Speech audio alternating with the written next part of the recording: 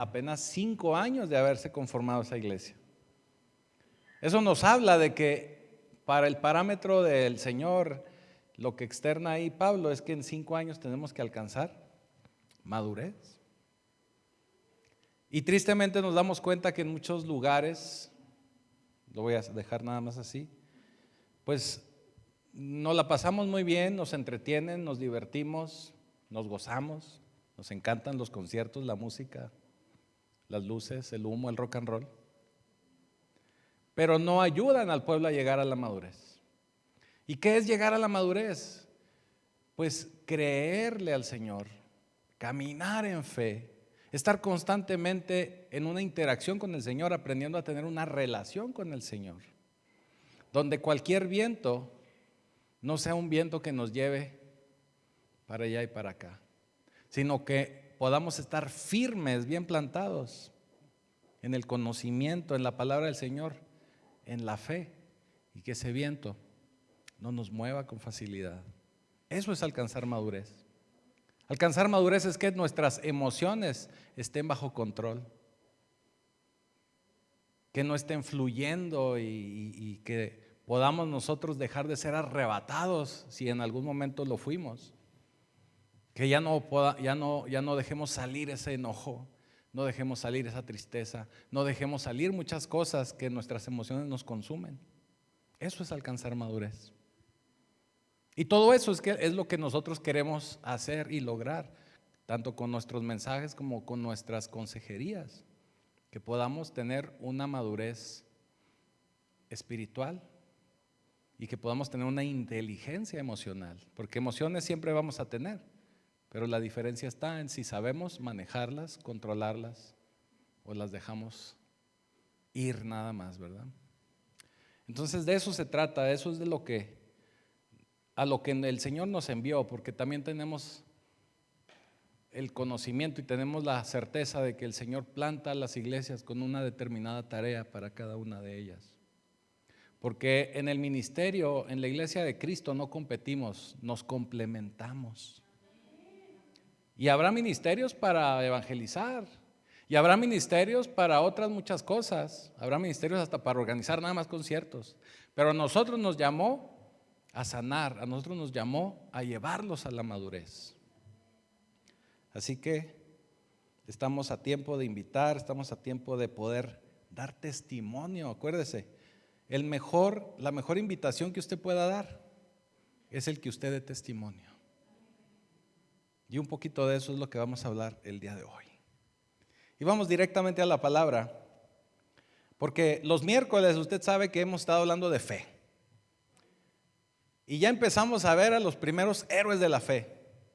Ya vimos por ahí a Abel, ya vimos por ahí a Enoc. Este próximo miércoles nos toca hablar de Noé. Así que no se lo pierda, sigue Noé. A ver qué nos enseña Noé. Pero hoy quiero hablarle de una porción de las Escrituras que también nos va a hablar de fe, que está en Mateo capítulo 14. Y vamos a empezar a leer a partir del versículo 22. Mateo 14, 22.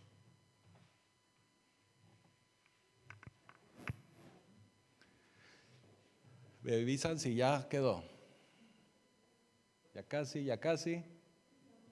ya mero. Ahí fue. Y dice así. Vamos a estar leyendo como hasta el 33, para que estén preparados allá en proyección. Y dice, enseguida Jesús hizo a sus discípulos entrar en la barca. ¿Qué hizo Jesús? Los hizo entrar en la barca. Vaya, les dio una orden. Les pidió que hicieran algo. Dice que entrar en la barca e ir delante de él a la otra ribera. Iban al otro lado. Siempre cuando la Escritura nos habla de ir a otro lado o al otro lado, es que el Señor está poniendo un examen. Está poniendo un examen. Va a mandar a la gente a que pasen un examen a ver si van a brincar al siguiente grado, al otro lado, a la otra ribera. Entre tanto que él despedía a la multitud. Mientras él estaba saludando ahí a todos los de la congregación que ya se iban a su casa a comer, y los discípulos se fueron adelantando. Versículo 23. Despedida la multitud, subió al monte a orar aparte, y cuando llegó la noche estaba ahí solo. Y la barca estaba en medio del mar, azotada por las olas, porque el viento era contrario. Vaya, los discípulos ya se habían subido a la barca, ya iban al otro lado, ya se había llegado la noche, inclusive ya era tarde en la noche, ahorita lo vamos a ver. Y la barca todavía no llegaba porque tenían viento en contra, no podían avanzar. Dice, mas a la cuarta vigilia de la noche, Jesús vino a ellos andando sobre el mar. Wow. Versículo 26. Y los discípulos, viéndole andar sobre el mar, se turbaron diciendo, ¡un fantasma! Y dieron voces de miedo. Vaya, se pusieron a gritar. 27. Pero enseguida Jesús les habló diciendo, tened ánimo, yo soy, no teman. Entonces le respondió Pedro, los Pedros son así bien tremendos, y le dijo, Señor, si eres tú, manda que yo vaya a ti sobre las aguas. Y él le dijo, ven. Y descendiendo Pedro de la barca, andaba sobre las aguas para ir a Jesús. ¿Qué quiere decir esto? Pedro también caminó sobre el agua. Pero al ver el fuerte viento, tuvo miedo.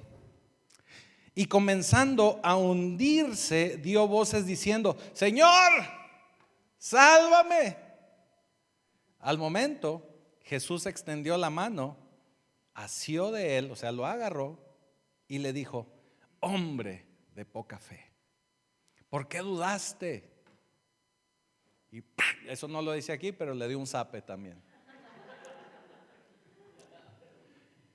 Versículo 32. Y cuando ellos subieron a la barca, se calmó el viento.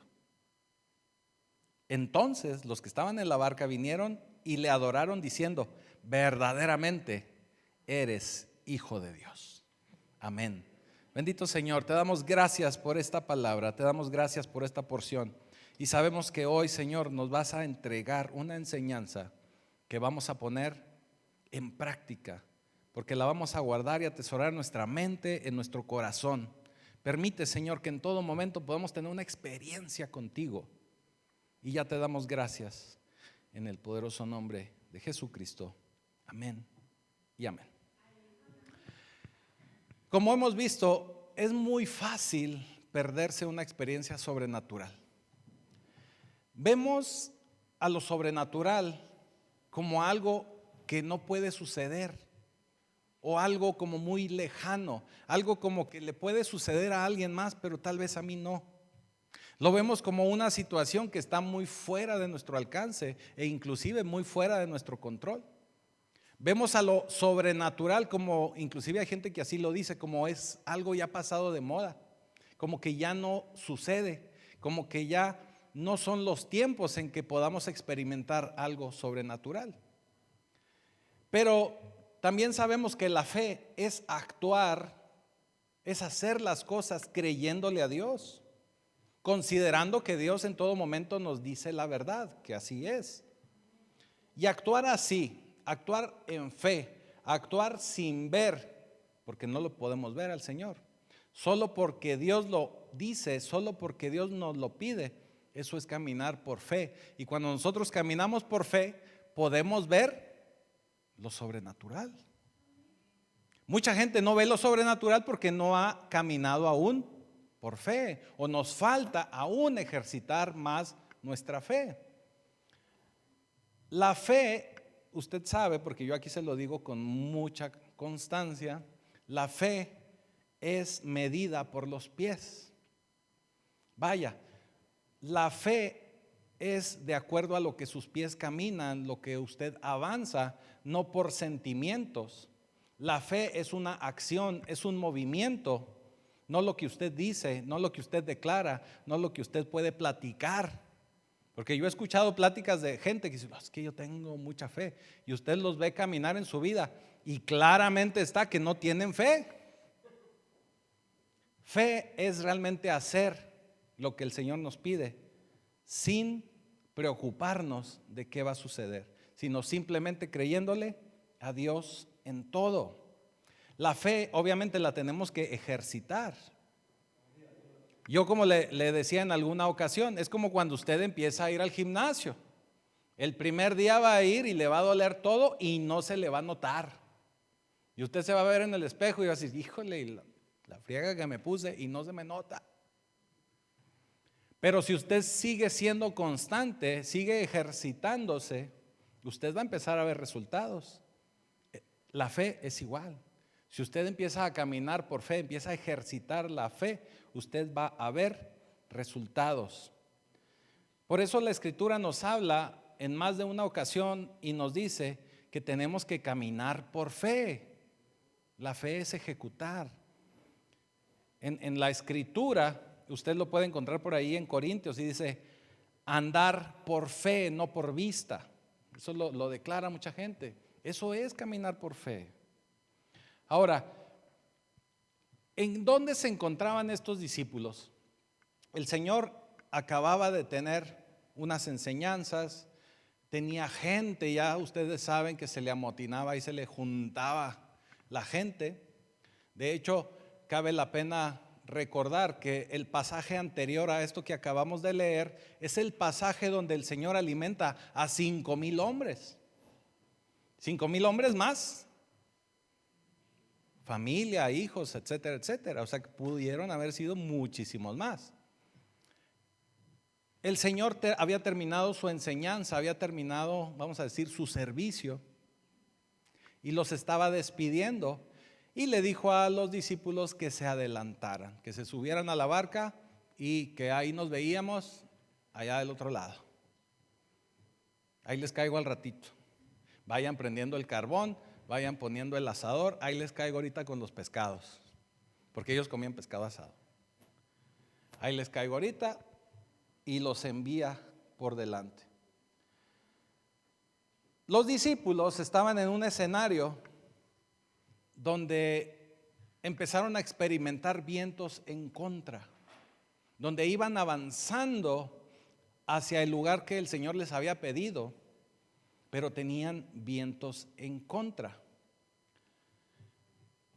Ahora, tenemos también que entender, y por eso lo recalqué en el momento que lo leímos, que ellos obedecieron en todo momento al Señor.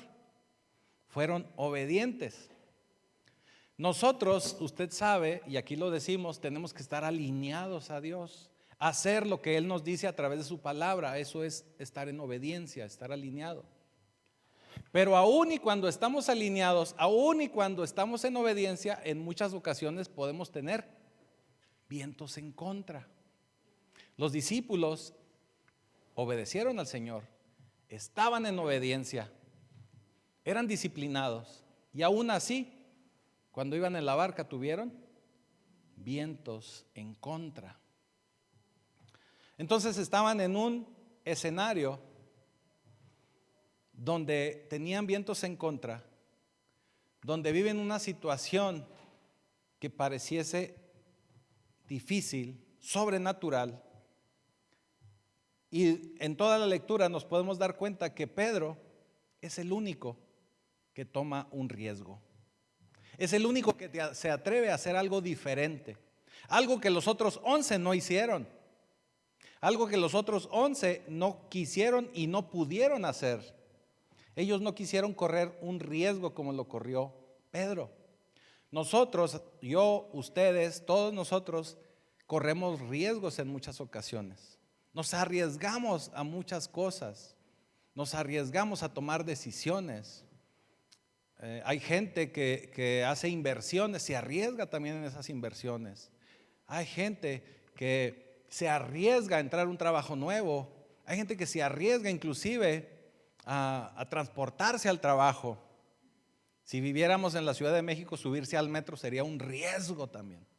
Pero tenemos que subirnos. Vaya, ¿qué quiero decir con esto? Que todos tomamos riesgos todos los días. Es parte de nuestra vida. Es parte del día a día. Pero ahora la pregunta es, ¿cuántos de nosotros verdaderamente corremos un riesgo tomando en cuenta a Dios? O un riesgo de algo que Dios nos pide. ¿Cuántos de nosotros nos atrevemos a arriesgarnos en una palabra que recibimos de parte de Dios? ¿Cuántos? Yo he podido ver a mucha gente que recibe palabra y se quieren asegurar hasta que vengan los 20 y tantos profetas del desoriente para que les confirmen su palabra, ¿verdad? Porque no quieren tomar el riesgo. Es algo natural.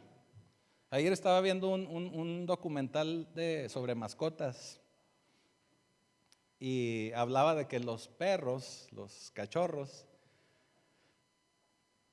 toman riesgos, pero son como los humanos, tienen un sentido de mantenerse a salvo en todo momento.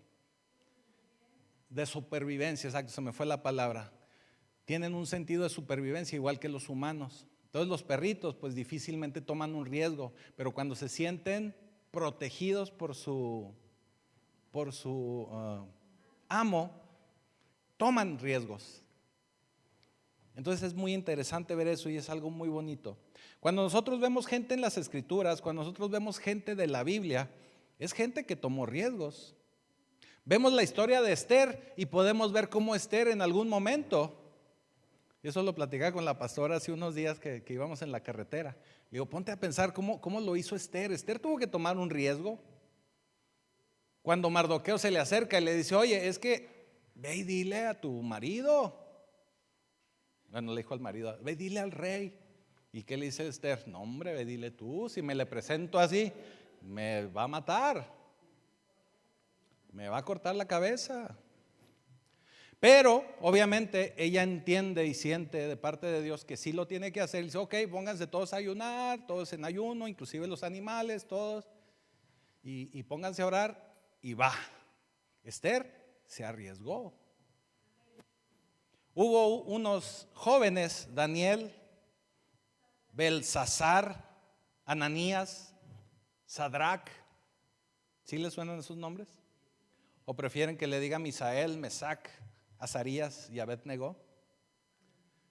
Esos jóvenes también tomaron un riesgo.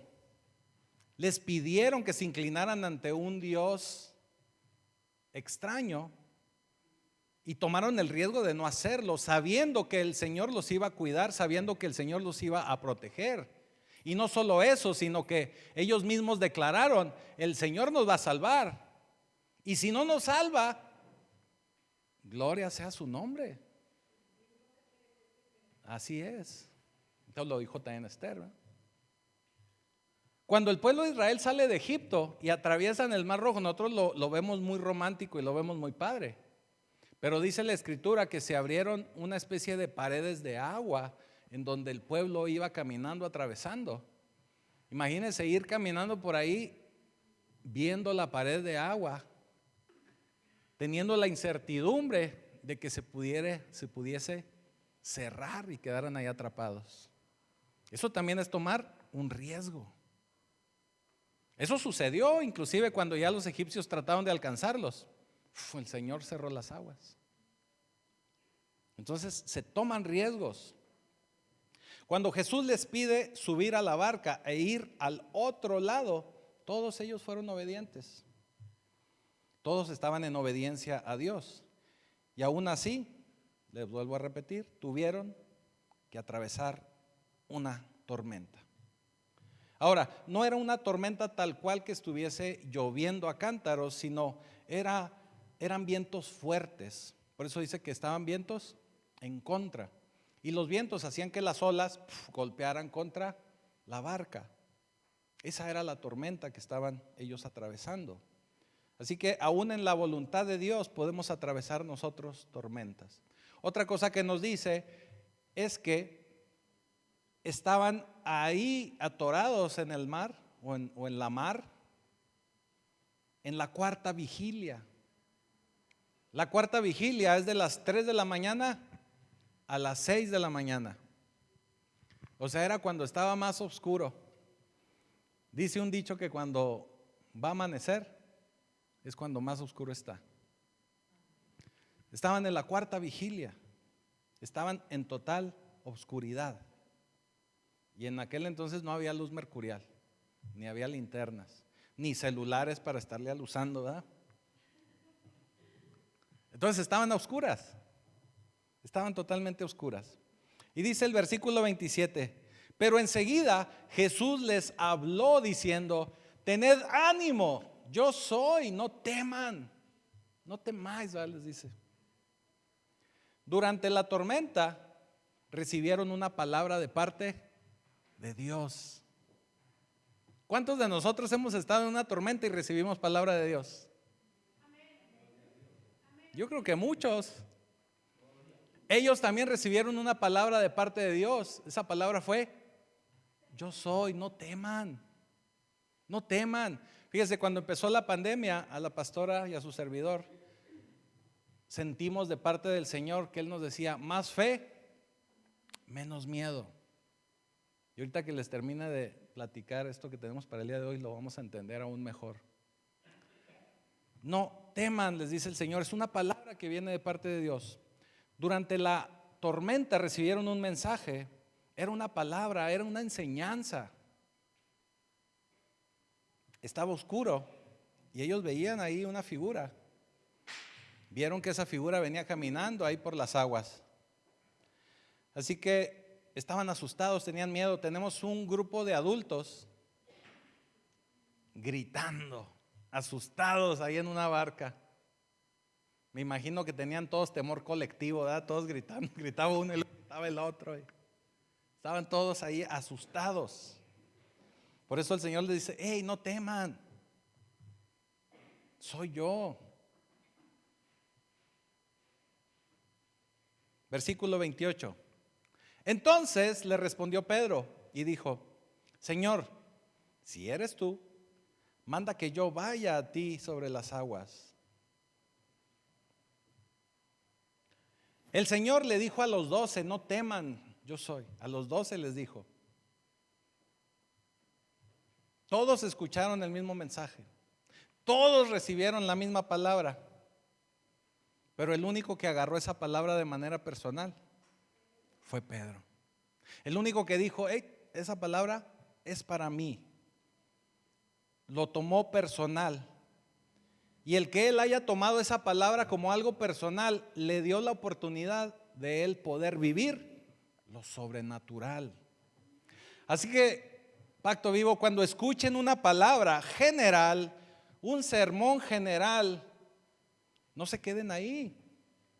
Debemos buscar, tenemos que buscar diligentemente una palabra personal. Algo que sea para mí. Estamos muy acostumbrados que oímos un sermón, una enseñanza, y siempre estamos pensando, híjole, ¿cómo no vino mi comadre para que lo oyera? ¿Cómo no vino fulanito, sultanito de tal? Le hace tanta falta haber escuchado esto, ¿verdad? Pero no lo agarramos personal, tenemos que agarrar el mensaje de manera personal. No se quede ahí. Pedro quería algo más. Y Pedro también le hace una solicitud muy específica al Señor. Le dice, Señor, si eres tú, manda que yo vaya a ti sobre las aguas. Se lo pide de una forma muy específica. Así que si usted tiene una petición específica de parte del Señor, pídaselo. Pídaselo. Así que una de las razones por las que Jesús en ocasiones nos hace pasar por una tormenta, por vientos, por olas, es para que nosotros podamos verlo de otra forma, para que nosotros podamos encontrarlo en la tormenta, para que nosotros podamos experimentar lo sobrenatural al estar junto con Él, al estar unidos a Él. Así que una de esas razones, o la razón por las que el Señor te puede hacer pasar por una tormenta, aun y cuando tú estás alineado a Él, aun y cuando tú estás en la voluntad de Dios, es precisamente para que puedas ver a Jesús de una forma en que no lo has visto antes.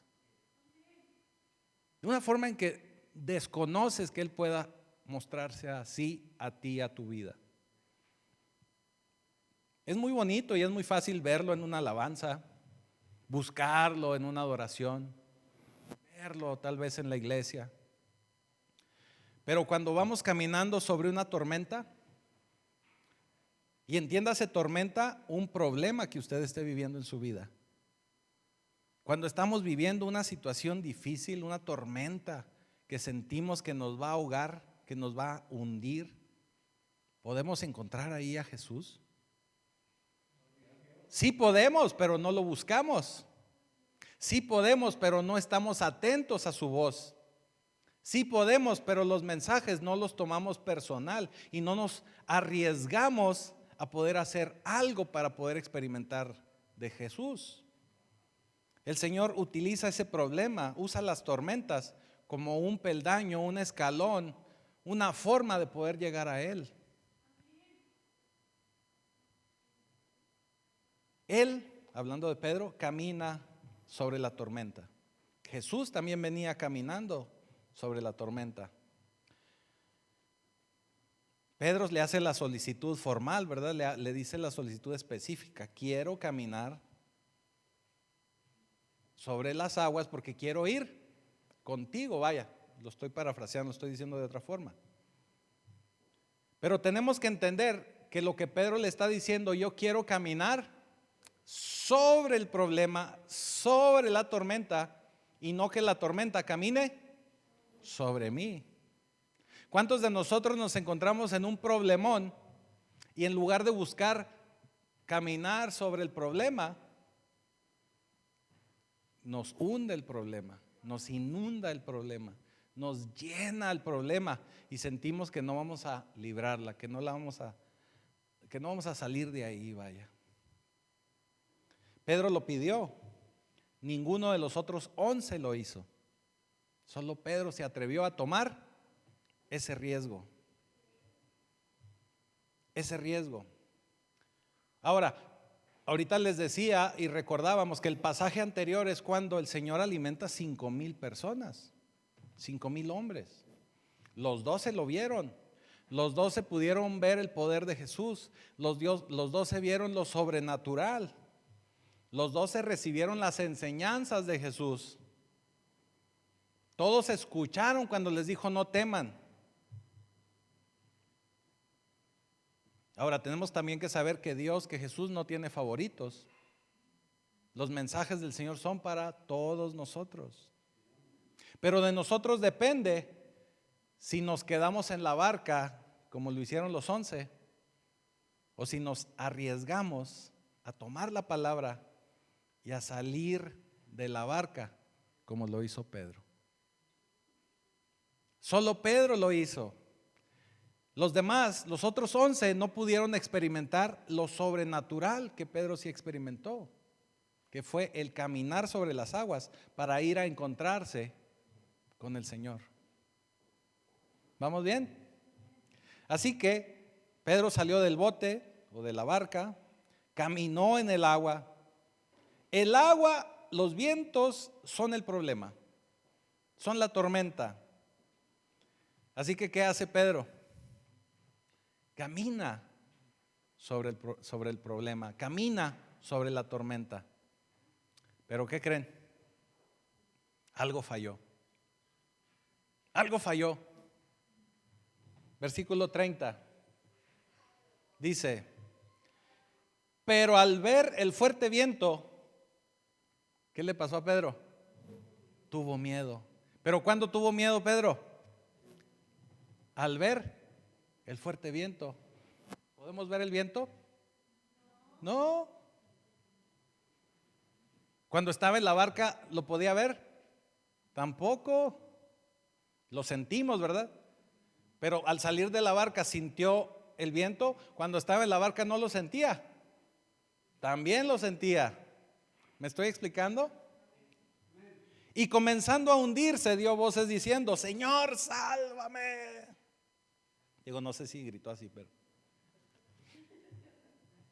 al momento Jesús, extendiendo la mano, lo agarró, asió de él y le dijo: hombre de poca fe. Esta es la pregunta clave. ¿Por qué dudaste? ¿Por qué dudaste? Si ibas tan bien. Por eso le digo, nomás faltó ahí que describieran que también le dio un zape. ¿Por qué dudaste? Si íbamos bien. Pedro caminaba sobre el agua, pero sintiendo el viento, porque realmente no lo vio, sintiendo el viento, también sintió miedo. ¿Cuál es el problema ahí con Pedro? Que es un problema que nos pasa a todos, ¿eh? No crea que nada más al tocayo. El problema que tuvo Pedro fue, ojo con esto, fue su cambio de enfoque, su cambio de atención. ¿A qué le empezó a poner atención? ¿A qué le puso atención? Al viento. ¿A qué le estaba poniendo atención antes? A Jesús, a la palabra de Jesús, a la voz de Jesús. Pero en este momento cambió su enfoque y empezó a fijarse o a poner atención en el viento. Se desvió. Fue solamente un cambio de enfoque. Se enfocó en el viento, se enfocó en las aguas, se enfocó en el problema. Y cuando te enfocas en el problema o en lo grande que puede ser para ti tu problema, empiezas a hundirte. ¿Cuántos de nosotros luego tenemos un problema y estamos tan metidos en el problema que no alcanzamos a ver más allá de nuestras narices? Nos empezamos a hundir en nuestro problema. Y luego a veces se lo platicamos a alguien y hasta nos enojamos porque dices: es que no me entiendes. No, pues es que para la otra persona que lo está viendo de acá de lejos, no hombre, con eso te estás ahogando. ¿Me estoy explicando? Estamos a veces tan metidos en nuestra bronca, perdón por la palabra, en nuestro problema, que no nos enfocamos debidamente en quien debemos enfocarnos. Tenemos que estar más atentos a la voz del Señor y menos atentos a las situaciones que estamos viviendo, al problema, a la tormenta que nos está tratando de hundir. Es un cambio de enfoque. El cambio de enfoque de Jesús al agua, al viento. De estar enfocado en Jesús, cambió su enfoque al problema. Entonces, pasó de estar victorioso, viviendo lo sobrenatural, y se convirtió en víctima. De victorioso a víctima. Porque cambió su enfoque. Porque dejó de poner atención a lo que debió haber mantenido su atención. Tus circunstancias reemplazan a tu Salvador. Tus circunstancias van a estar constantemente, si no pones la atención debida, van a estar sustituyendo a Jesús. Vamos a estar más atentos al problema que a nuestro Salvador. Cuando se hace el cambio de enfoque, se empezó a hundir. Cuando su enfoque estaba en Jesús, su circunstancia era la misma. ¿O habían cambiado los vientos, las olas, el mar? No, su situación era igual, pero estaba caminando sobre el problema porque tenía la atención en Jesús. Así que la manera de saber que tu enfoque es el correcto no es el que cambie drásticamente tu situación, no es el saber que se cambió todo, que todo se arregló, sino que ya estás sobre el problema, que tú ya caminas sobre el problema, que no estás permitiendo que el problema te hunda, que el problema te golpee, que el problema te acabe. Si estás caminando sobre el problema o estás dejándote hundir por el problema. Eso es lo que te va a mostrar el enfoque, o vas a saber tú si tienes verdaderamente el enfoque correcto. Jesús le dice, hombre de poca fe. Ojo con esto. Le dice, hombre de poca fe. Nunca le dijo hombre sin fe, sino le dijo hombre de poca fe. Así que Pedro nos enseña que él, de estar en mucha fe, vino a estar en poca fe. Un momento tuvo mucha fe, otro momento poca fe. El enfoque determina la fe. Y la falta de fe, ojo con esto, la falta de fe determina el miedo. Cuando no tenemos fe, empieza el miedo. Pedro perdió su fe por el incremento de miedo. Cuando él empezó a sentir miedo, su fe se vino en picada. Y el miedo, cuando se vino la fe en picada, es como una balanza. El miedo empezó a crecer, empezó a subir. La fe cayó, el miedo subió. Y su fe disminuyó porque cambió el enfoque. Porque dejó de poner atención en lo que verdaderamente tenía que poner atención. Cambiando el enfoque, la fe disminuye.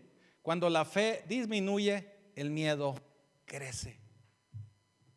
Así que si tú tienes miedo, necesitas hacer crecer tu fe. O te lo digo de otra forma, para que no tengas miedo, tienes que fortalecer tu fe. El enfoque es la llave. En las escrituras vemos mucha gente que hizo algo similar, que por medio de su enfoque pudo lograr grandes hazañas, porque su enfoque estaba en algo distinto a una realidad que los demás veían. Podemos ver, por ejemplo, a un David que se enfrentó a la tormenta llamada Goliat. Y el enfoque de David era diferente al resto del pueblo de Israel. El pueblo de Israel tenía miedo. Veían salir al Goliat, enorme, ¿verdad? Guerrero, peludo, apestoso. Digo, me imagino que así andaba. Le tenían miedo. El enfoque del pueblo de Israel era el miedo. El enfoque estaba en el Goliat. Decían, este compa, ¿cómo lo tiramos? El enfoque era en el problema. El enfoque estaba en el gigante. Llega el chavito David y dice, no hombre, le tienen miedo a este incircunciso. ¿En qué se fijó David? En Dios. Dios hizo un pacto con el pueblo de Israel, donde la prueba de ese pacto, o la situación, ¿cómo se puede explicar? La prueba pues de estar en ese pacto era que todos los varones eran circuncidados. Entonces, cuando era un varón que estaba circuncidado, era una prueba de que estaba en pacto con el Señor. Era una prueba de que Dios estaba respaldando al pueblo de Israel. David sabía del respaldo de Dios, sabía de esa señal de pacto. Y al ver al gigante decía, no hombre, ¿qué nos va a hacer ese gigante incircunciso si nosotros tenemos a Dios? El enfoque de David fue diferente al de los demás. David se enfocó en una situación espiritual donde él veía a un gigante indefenso, porque no podía hacer nada en contra de ese Dios poderoso que tenía el pueblo de Israel. Su enfoque era distinto al resto de la gente. El resto de la gente únicamente estaba enfocado en el gigante y en el miedo que tenían. ¿Y tenían miedo? Eso da poca fe. Para nosotros es muy importante entrar en adoración. Cuando usted sienta que se encuentra en una situación de poca fe, empiece a adorar. Porque la adoración va a hacer que cambie su enfoque. En la adoración usted le va a mostrar al Señor cuánto le ama. En una adoración victoriosa usted también se va a dar cuenta de ese Dios poderoso que tiene. Usted va a cantar de esas grandezas de Dios. Así que su enfoque puede empezar a cambiar cuando usted se pone a adorar. Así que si usted siente que su fe está decayendo, póngase a adorar. Es la mejor forma de que haga usted crecer su fe, y de esa manera va a disminuir su miedo. Las distracciones nos atacan y obviamente nos producen miedo. Y cuando empezamos a vivir estas distracciones y este miedo, pues empieza el problema a crecer. Pero yo les hago la pregunta: ¿quieren milagros? ¿Quieren experimentar lo sobrenatural de Dios? ¿Verdaderamente queremos caminar sobre el agua? Porque muchos de nosotros queremos los milagros, pero no somos capaces de cambiar las cosas, de esforzarnos, de tomar el riesgo y de cambiar nuestro enfoque. Así que en muchas ocasiones el Señor se va a esperar hasta que tú te empieces a hundir un poquito para que hagas lo que hizo Pedro. ¿Qué hizo Pedro? Gritó: Señor, sálvame. En muchas ocasiones, aun y cuando tú estás alineado, aun y cuando tú estás haciendo las cosas bien al Señor, de acuerdo al Señor, el Señor va a permitir que te hundas un poquito, porque Él está esperando que dependas de Él, que pidas de su ayuda. El Señor no quiere que te hundas, pero Él va a permitir que vivas ciertas circunstancias, porque está esperando que vuelvas a enfocarte en Él. Si estás perdiendo tu enfoque hacia Cristo, hacia el Señor, Él va a permitir que pasen algunas cositas para que tú te vuelvas a enfocar en Él. Para que te vuelvas a enfocar, a poner los ojos directamente en el Señor. Así que Dios necesita, Cristo necesita, Jesús necesita que te enfoques nuevamente en Él. Y debemos empezar accionar. Versículo 32 dice: y cuando ellos subieron en la barca, ¿ellos quiénes? Pedro y Jesús. Y cuando ellos subieron en la barca, se calmó el viento. Entonces los que estaban en la barca, o sea los otros 11, vinieron y le adoraron diciendo: verdaderamente eres hijo de Dios. ¿Sabes por qué el Señor hace milagros? Para que realmente puedas ver lo que Él es.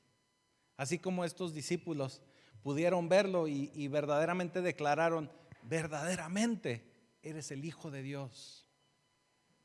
El Señor va a permitir que tú veas ciertas situaciones para que te des cuenta y verdaderamente le alabes, le honres, lo glorifiques, porque verdaderamente Él es el Hijo de Dios.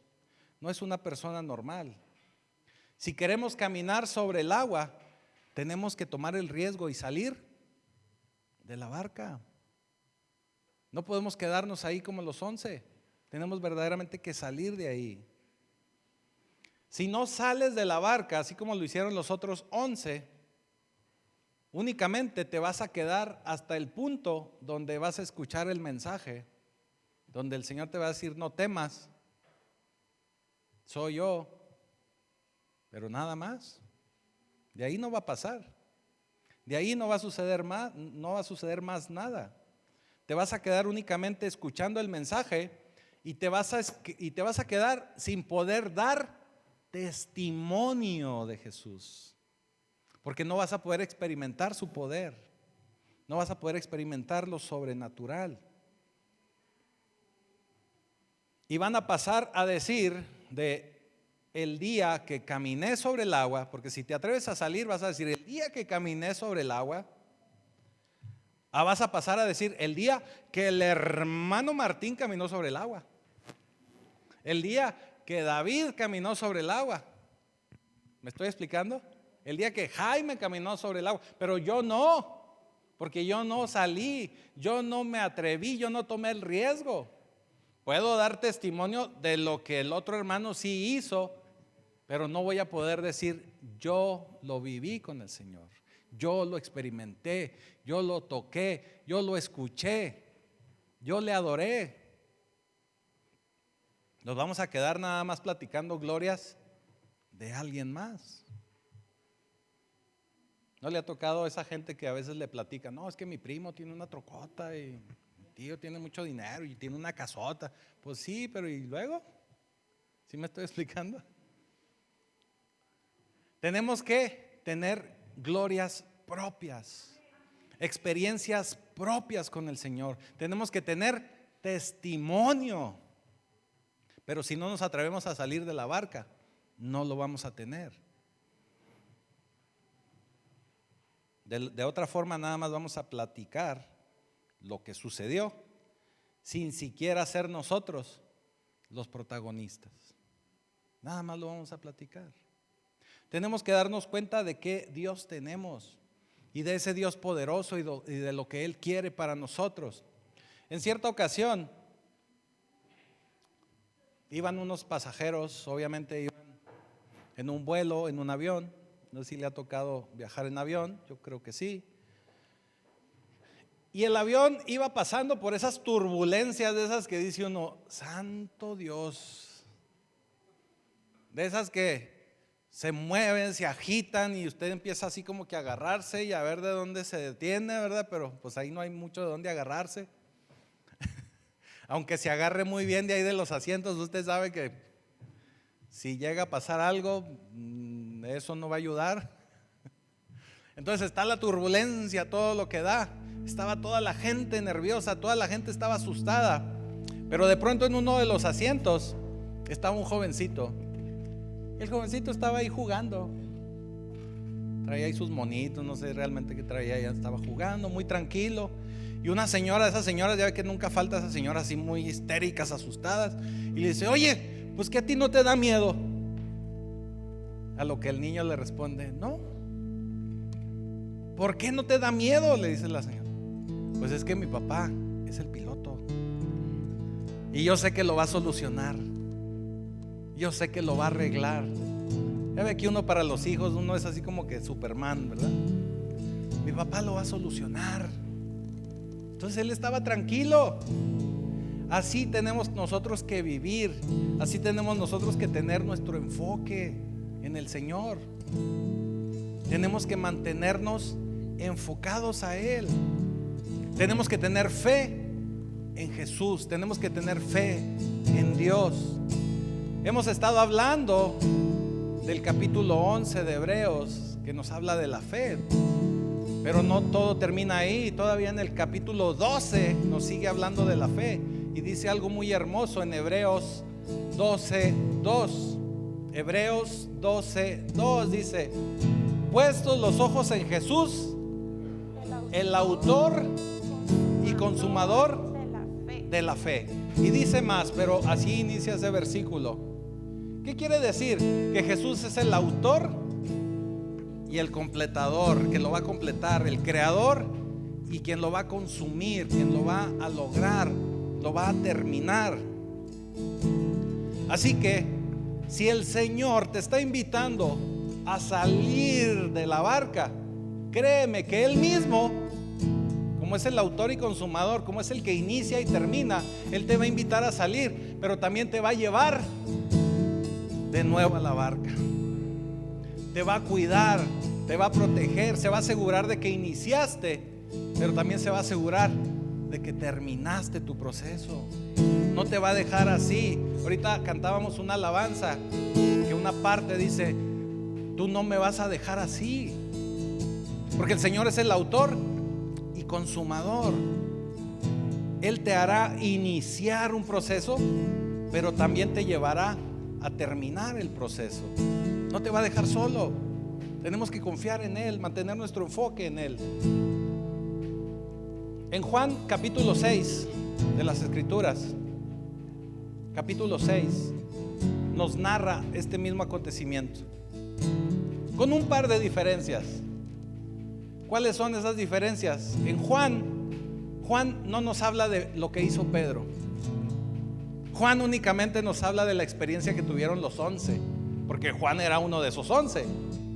Entonces no menciona a Pedro, pero menciona algo muy interesante que está en Juan 6:21. Y dice: ellos entonces con gusto le recibieron en la barca, porque ya les había pasado el susto, ¿eh?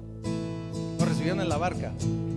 Pero fíjese cómo dice: la cual llegó enseguida a la tierra a donde iban. Ya tenían varias horas y no llegaban, pero en cuanto llegó Jesús, la barca llegó enseguida. Llegó rápido. Llegó a tierra firme. Los sacó del problema. Cuando Jesús termine lo que quiere hacer contigo, lo que quiere hacer en tu vida, no se va a tardar. Lo va a hacer enseguida. Lo va a hacer rápido. En cuanto Jesús llega, Él te va a llevar a la orilla. En cuanto Jesús llega, Él te va a llevar a que termines ese proceso. Pero tienes que invitarlo. Tienes que tomar el riesgo, de tal forma que cuando venga Jesús, tú mismo te vas a preguntar: ¿y qué pasó? Pues que no estábamos acá. Ah, qué caray, que no teníamos este problemón. ¿A poco ya? No vas a saber ni qué sucedió, porque llega Jesús a tu vida y Él lo soluciona rápido, inmediatamente. Así que esta mañana, esta tarde, te invito a que apuestes en Jesús, a que no cambies tu enfoque, a que corras riesgos en la fe, riesgos necesarios para que puedas ver la manifestación de Jesús en tu vida, para que puedas ver la manifestación del reino de Dios en tu vida. Si no tomas el riesgo, si no caminas por fe, no lo vas a ver. ¿Sí conocen las tortugas? No las ninjas, ¿verdad? Una tortuga normal. Las ninjas es otra historia. Luego les platico de esa cucaracha ninja que me atacó un día, pero esa es otra historia también. Las tortugas, si no sacan la cabeza del caparazón, no pueden caminar. No caminan, no avanzan. Mientras la tortuga tenga la cabeza metida en el caparazón, no va a caminar. Así que esta mañana yo te invito a que saques tu cabeza, a que tomes el riesgo de la fe, a que tomes el riesgo de creer en Jesús, en creer en su palabra, y que empieces a caminar por fe. Porque tú debes de saber que si crees en Jesús, si crees en su palabra, si tomas el riesgo, Él es el autor y consumador de la fe. Él va a tomar esa fe y así como te ayudó a iniciar, te va a ayudar a terminar, y a terminar de una manera rápida. Él va a completar en totalidad la tarea que Él tiene para ti en tu vida. Así que ponte de pie, vamos a orar.